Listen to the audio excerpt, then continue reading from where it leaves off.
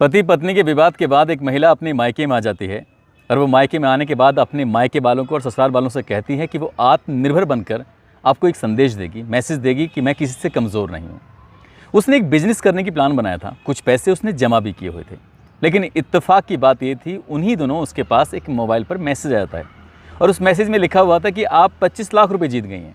बस उसकी खुशी का ठिकाना नहीं था और ये बात उसने कानों कान किसी को खबर ही नहीं दी और कहा कि जब तक पैसे हाथ में ले जाएंगे, बिजनेस शुरू नहीं कर देगी, तब तक किसी को बताएगी नहीं। बस सब कुछ उसके मन मुताबिक चल रहा था। उस पर क्लिक करती है, सामने से कॉल आती है। कॉल आने के बाद वो मुबारकबाद देता है और कहता है कि तुम 25 लाख रुपए जीत गई हो, लेकिन इसके बदले में आपको 20,000 रुपये का टैक्स जमा करना पड़ेगा।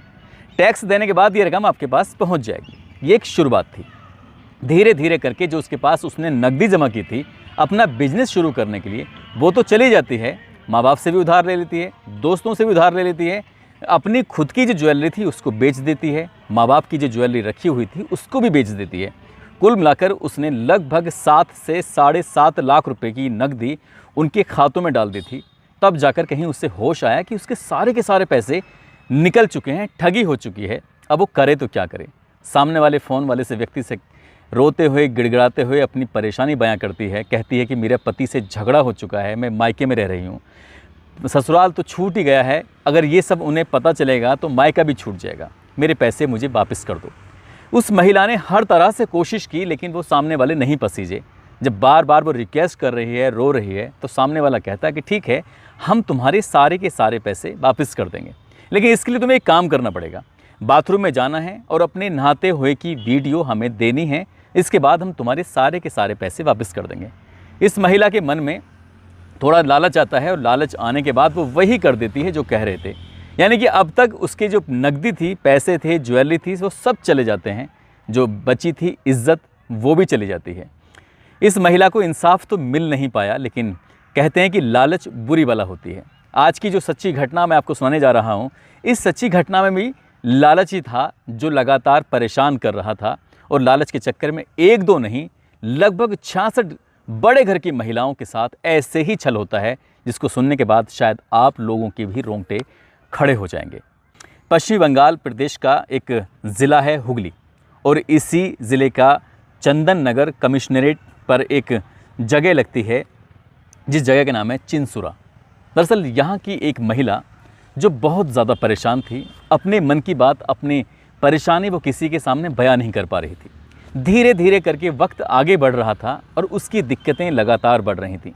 आखिरकार उस महिला ने हिम्मत जुटाई और हिम्मत जुटाने के बाद नज़दीकी पुलिस स्टेशन में जाती है और वहाँ जाकर जो कहानी पुलिस को सुनाती है, पुलिस को इस कहानी पर यकीन ही नहीं हो रहा था। ऐसा लग रहा था कि ये महिला भले ही अच्छे घर की है, बड़े घर की है, लेकिन झूठ बोल रही है। दरअसल कहानी कुछ यहाँ से शुरू होती है।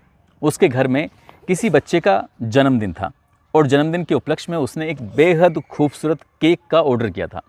जब वो केक का ऑर्डर कर रही थी तो उसने ये बात किसी को बताई नहीं थी, क्योंकि उसने जिस तरह का डिज़ाइन उसने गूगल पे देखा था, उसके बाद उसने देखने के बाद ऐसे ही केक का डिज़ाइन उसने अपने घर के लिए कराया। वक्त था दिसंबर का महीना था और साल 2020 की ये बात थी।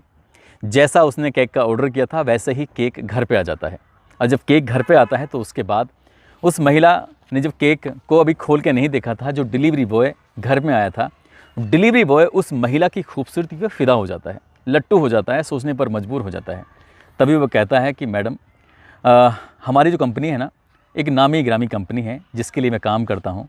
बस आपसे एक अपील है, आपसे एक रिक्वेस्ट है कि आप अगर अपना व्यक्तिगत मोबाइल नंबर मुझे दे दें और उसके बाद किसी दिन आपके पास कॉल आएगी, जब कॉल आएगी तो फिर आप उस नंबर को फीडबैक देना है और फीडबैक थोड़ा सा अच्छा दे दीजिएगा। गरीब आदमी है, अगर थोड़ा अच्छा फीडबैक देंगी तो कंपनी में अच्छा मैसेज जाएगा और उसके लिए फिर हमारी तरक्की होने के चांसेस ज़्यादा रहते हैं, काम ज़्यादा मिलता है, ज़्यादा पैसे मिल जाते हैं।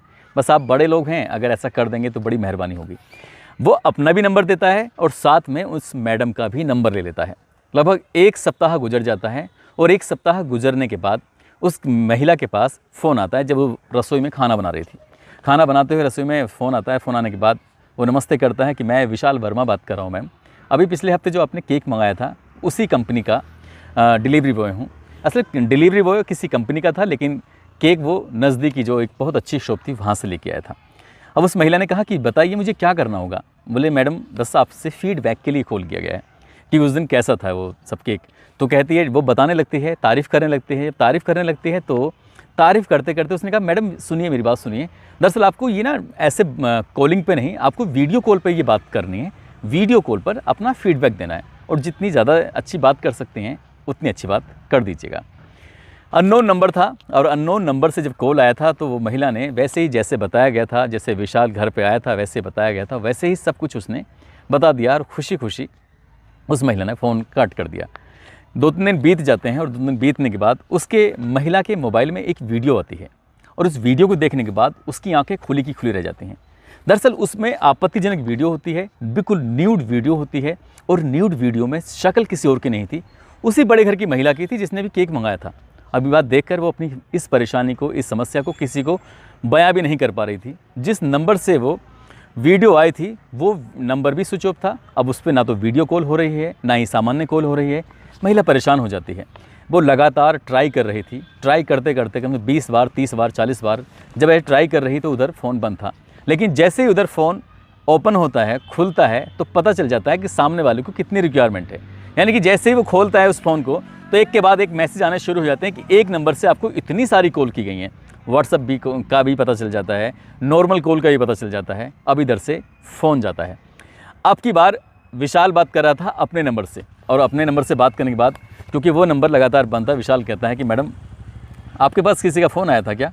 वो कहती है हाँ फ़ोन तो मेरे पास आया था, लेकिन वो कहता है कि फ़ोन भी आया था और मेरे पास आपका एक वीडियो भी आया है।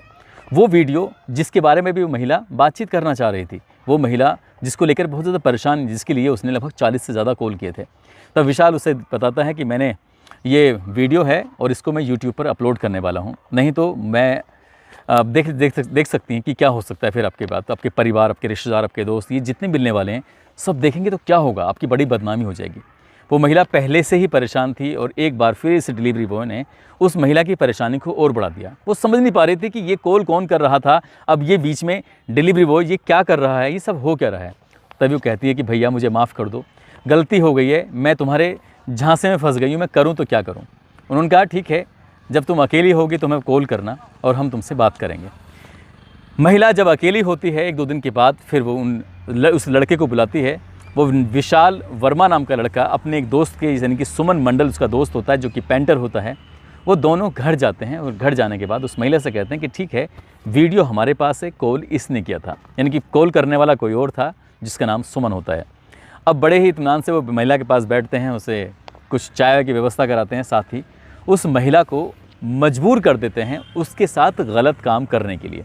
उसके साथ वो शारीरिक संबंध बनाते हैं और जब उनका मन भर जाता है, तसल्ली हो जाती है, तब वो यहाँ से चले जाते हैं। लेकिन महिला एक बात से बिल्कुल अनजान थी, अब तक जो उसके पास वीडियो आई थी वो किसी ऐप के माध्यम से तैयार की गई नकली वीडियो थी, वो असली नहीं थी, क्योंकि उसने सिर्फ़ और सिर्फ अपनी जो वीडियो कॉल की थी, इस वीडियो कॉल से ही उसका फ़ोटोग्राफ्स निकाला गया था। उस फ़ोटोग्राफ्स निकालने के बाद एक नई वीडियो तैयार की गई थी। लेकिन जब दोनों लड़के घर में बैठकर उसके साथ शारीरिक संबंध बना रहे थे, तब ओरिजिनल वीडियो उसका अपने मोबाइल में उतार लिया गया था।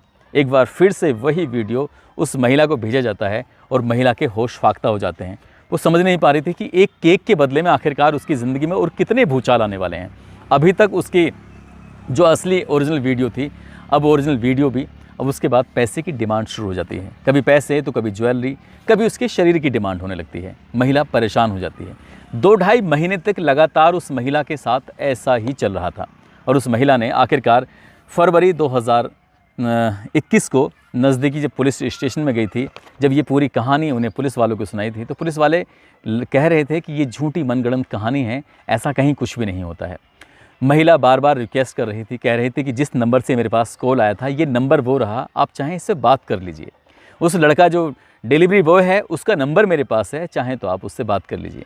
तभी पुलिस वालों ने 23 फरवरी 2021 की रात को अब एक जगह दबिश देते हैं। वो थी क्योटा, एक जगह होती है, उसका त्रिकोण पार्क होता है, उसी के पास में जो लोकेशन आ रही थी, उस लोकेशन के आधार पर पुलिस ने जब उच्च अधिकारियों से बातचीत की थी, कुल मिलाकर पुलिस उस घर में पहुंचती है तो वहां ऑलरेडी ये विशाल एक नई महिला के साथ आपत्तिजनक स्थिति में मिल जाता है। पुलिस वाले देखकर हैरान थे कि एक महिला शिकायत करने के लिए आई है, दूसरी महिला इसके साथ कमरे में है, ये चल क्या रहा है, ये हो क्या रहा है। पुलिस वाले उसे पकड़ के लेके आते हैं और पकड़ के लाने के बाद वो महिला तो चली जाती है जो घर में थी, क्योंकि उसका कोई पुलिस का कोई लेना देना नहीं था, लेकिन उसके बारे में बताया गया था कि ये कॉल गर्ल थी, मैंने इसको पैसे दिए थे, वो अपनी मर्ज़ी से आई है। तो इसी तरह का रही बात उस महिला की जो पहले वाली बड़े घर की महिला थी, उसको लेकर जब दोनों का आमना सामना कराया गया तो उसने तरह तरह के आरोप उसी महिला पर उल्टे लगा दिए कि ये झूठ बोल रही है और इसने अपने घर वालों के इसके घर वाले यहाँ रहते नहीं हैं, उनकी गैर मौजूदगी में ये मुझे बुला लिया करती थी, मेरे साथ गलत काम कराया करती थी। उल्टा ही उस महिला पर जब आरोप लगाने शुरू किए तो वो महिला परेशान हो जाती है, वो सोचती है कि आखिरकार हो क्या रहा है। उसके बाद पुलिस ने जब इस लड़के का मोबाइल लेने के बाद और इस मोबाइल को उसने तलाशना शुरू किया है पुलिस ने, तो उसके अंदर 31 वीडियो ऐसी पाई गई थी जिसने फीडबैक के नाम पर उन महिलाओं की आपत्तिजनक वीडियो बना दी थी। अब पुलिस की आंखें खुलती हैं। इसके अलावा 25 बिल्कुल साफ़ सुथरी वीडियो थी जिसमें क्या महिलाओं के साफ़ सुथरे चेहरे थे और वीडियो कॉल के माध्यम से उनसे फीडबैक लिया जा रहा था। एक वीडियो उसमें ऐसा भी था जिसमें गन पॉइंट पर लेकर महिला का रेप किया जा रहा था। इसके अलावा कई वीडियो ऐसी थीं जिनके साथ शारीरिक संबंध भी बनाने की वीडियो थी। पुलिस वाले जब ये देखते हैं तो उसके बाद फिर उससे बातचीत करना शुरू कर देते हैं। पुलिस को यकीन हो जाता है कि ये महिला ने जो अब तक कहानी सुनाई है वो पूरी की पूरी सही और सच्ची कहानी है। ये व्यक्ति जिसका नाम विशाल वर्मा होता है, ये झूठ पर झूठ बोल रहा था। पुलिस ने मौका पाते ही जो उसका दोस्त होता है सुमन मंडल, उसको भी गिरफ्तार करवा के थाने लेके आती है और दोनों से जब अलग अलग पूछताछ की जाती है तो गिनती 1-2 नहीं 66 महिलाओं की गिनती हो जाती है। 66 वो महिलाएं जिन्होंने ऑनलाइन उससे ऑर्डर दिया था और ऑर्डर में जो ये सामान लेके घर पहुंचता है वो डिलीवरी बॉय का, जो कि एक नामी कंपनी के लिए काम करता था। तब पुलिस की आँख खुलती है, पुलिस हैरान रह जाती है और इसके बाद पुलिस इन 66 महिलाओं के पास भी पहुँच जाती है। कई महिलाएँ तो ऐसी थीं जिन्होंने ये बात बताने से साफ इनकार कर दिया, कई महिलाएं तो ऐसी थीं जो ये बोलने को बिल्कुल तैयार नहीं थी, कई महिलाएं तैयार भी हो जाती हैं जो अपनी ज़िंदगी से जुड़े हुए इन किस्सों को सुनाने के लिए तैयार हो जाती हैं जो उनके साथ हुआ था, लेकिन किसी ने भी रिपोर्ट लिखाने की ज़रूरत जहमत महसूस नहीं की। काश कि पहली ही महिला ने अगर सही वक्त पर रिपोर्ट लिखवाई होती तो 65 महिलाओं के साथ ऐसा घिनौना और गंदा कृत्य होता ही नहीं। लेकिन 66 भी महिला ने जब जाकर थाने में रिपोर्ट लिखवाई है, जाकर अपनी सारी आपबीती बयां की है, तब जाकर ये चैन टूटी थी और उसके बाद भविष्य में शायद किसी महिला के साथ ये लड़के तो कभी कुछ कर नहीं पाएंगे।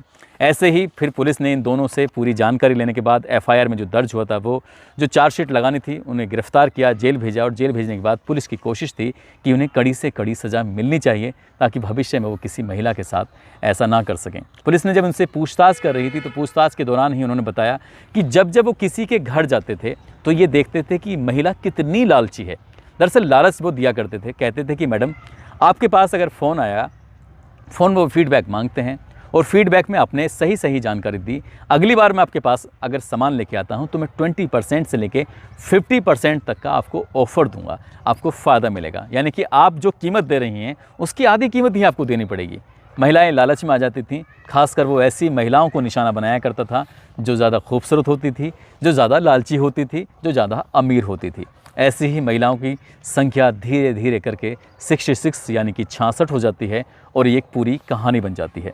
दोस्तों, आजकल लूटने के, क्राइम करने के तरीके बदल चुके हैं। इसको लेकर अलग अलग, चाहे ये पश्चिम बंगाल की कहानी थी, पश्चिम बंगाल ही नहीं, और जो मैंने शुरुआत में आपसे बताई थी उत्तर प्रदेश के कौशाम्बी की कहानी थी, उसका लिंक मैं अपनी डिस्क्रिप्शन में भी डाल दूंगा। आप चाहें तो उस कहानी का लिंक देख सकते हैं कि आखिरकार पूरी कहानी क्या थी, उस लड़की के साथ आखिरकार हुआ क्या था, बाद में पुलिस ने उसकी कितनी मदद की थी। क्राइम के तौर तरीके पूरी तरह से बदल चुके हैं।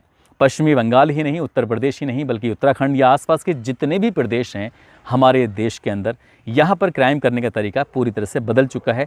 साइबर क्राइम इस वक्त पूरी तरह से हावी हो चुका है और यही कारण है कि लगातार लोगों के साथ ठगी होती है, चाहे उनका शारीरिक शोषण हो, चाहे उनके आर्थिक शोषण हो, लगातार उनका शोषण पर शोषण हो रहा है। दोस्तों, इस पूरे घटनाक्रम को सुनाने का उद्देश्य भी किसी को परेशान करना नहीं है, किसी का दिल दुखाना नहीं है, बल्कि आपको जागरूक करना है, आपको सचेत करना है। और जाते जाते आज सोहन कुशवाहा हैं रीवा से, बाबू राम हैं जोधपुर से, फैज़ान अली सहारनपुर से हैं, जमील अख्तर हैं, सीटू वर्मा हैं, मोहम्मद आसिफ बिहार से हैं, आफ्ताब अंसारी हैं, शब्बीर खान हैं, रोशन कुमार नेपाल से हैं, मान सिंह रोहतक से हैं, राजेंद्र वर्मा गुजरात से हैं, आर्यन कुमार रायबरेली से हैं, करण रांची से हैं, करमबीर सिंह हरियाणा से हैं, जो कि इनका गांव पटौदी लगता है, सैफ अली खान का गांव। इन्होंने अपील की थी कि हमारा नाम लीजिए। आप सब लोगों का बहुत बहुत शुक्रिया, बहुत बहुत धन्यवाद। आप सब लोग अपना ख्याल रखें, सुरक्षित रहें। जय हिंद, जय भारत।